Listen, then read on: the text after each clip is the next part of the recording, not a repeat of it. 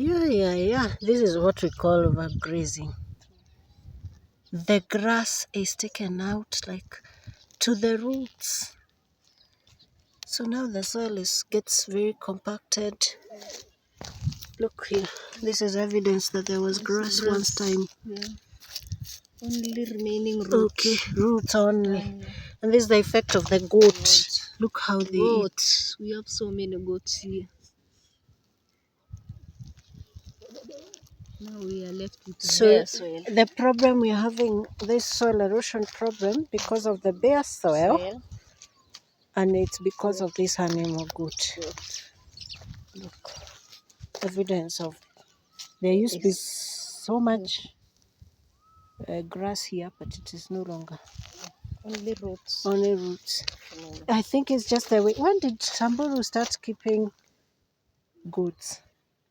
And they stopped keeping cows? We have been having goats since, but now over. But now since we have a lot of acacias here, so the goats are multiplying more. They are multiplying more, so there's more. Yes. Because it's crazy what these goats have done. It's crazy. So just see what they're eating here. And then now the soil becomes very compacted, and then the water just flows away to the slopes, towards the slope, makes rivers, makes catchments that are bare. And gullies now form down slope. That is why we're having gullies down there. Now you see the goats are removing the So I want to see what they're eating. They're eating the grass. Let's walk slowly so that they don't move. Okay. But you can just see. Yes.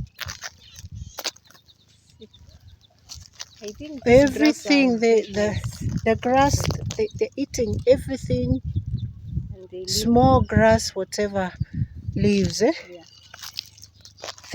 When it tries to wake up, they catch it. Let's see. What are they eating? What are they eating? The top grass, and they leave any small grass that's around here. They eat everything. They leave the roots. Yes. So if this continues, you're going to have a desert here. True. No roots, no grass at all. And yet you can see there's a lot of wood. The trees are there, but there's no cover completely. Because of the goats. On the hills too. The same. It's the same. Yeah. They are brown inside because of the goats. Yeah. Look. So these hilly parts. So now what will happen? There will be invasive plants because to come and try to heal the land, there will be invasive plants. And you can see evidence already. These ones and this. Yeah. So this, in 10 years, this will become a disaster. It already is a disaster, an environmental disaster. It already is a disaster. Check. Yeah, it's already offensive. Yes. Check. So these are the kind of plants that will remain here because they are succulent and they are able to survive the goats, and the goats don't eat them. Or goats eat this? No. Because goats don't eat them. They don't eat. So you see how these goats harvest the grass, even where the soil is a bit soft. They harvest the grass. So this is under a tree. The acacia tree is very good. It's holding the soil, but it needs a community of grass around it. It works. It exists in a community. So it makes the grass grow under it because it's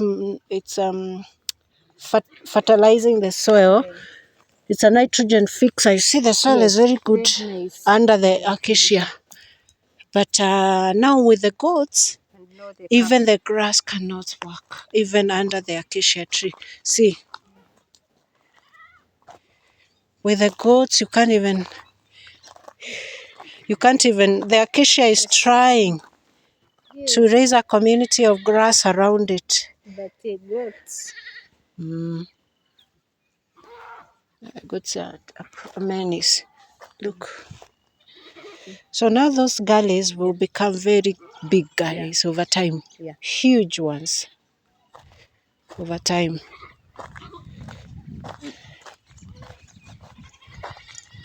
This is just interesting. This is just crazy.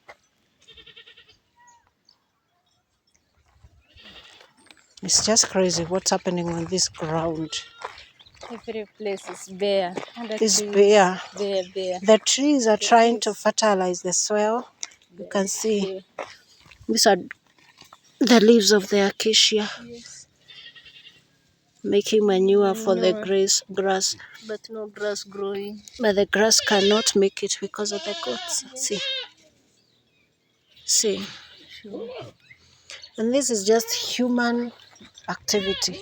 A human activity gone too much, gone crazy on the environment. It's become a destructive activity. It's a human disaster. This is caused by human activity. Because these goats have owners and they are in their big numbers. Everybody here has to own how many? Every family. So many. 200 and above. 200 and above. Yes, and others For every family. And where are they grazing them? They're all grazing in these hills. On the hills. And there's no more grass to graze. These animals are roaming everywhere, picking all the small, whatever remains. Picking anything small, growing. The sheep too. There's sheep. Yeah. It's goat and sheep. Goat and sheep. They're picking anything and everything that they find on the ground. Just look. And the animals are very healthy. How they eat. Just look. Yeah, but this is environmental disaster. When will the grass ever even produce seeds? It will never grow. It's trying to shoot, and any small shoot that comes out, the goats find it. The sheep and the goat. They compete. So these goats are no longer browsing, they are grazing. Yes.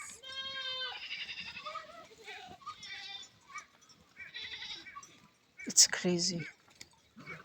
And what do they do with do the Samburus do with all these goats? It's their livelihood. They use them for milk. Yeah.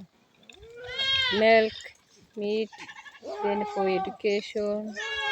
It is like our bank. Yes. We have. But now I think there must be a grazing program that manages these hills well. If that's not going to happen, they're going to create deserts here with very big gullies because of this overgrazing. So this community must change how it does things. And how do we get them to know that they must change their actions? Partnership must come on board, and creating of awareness and teaching them and asking them if they can implement better grazing management so that these hills can heal. And the land too. The land can heal and rejuvenate and regenerate, both naturally and also human intervention back to speed up the regeneration. Here we need regeneration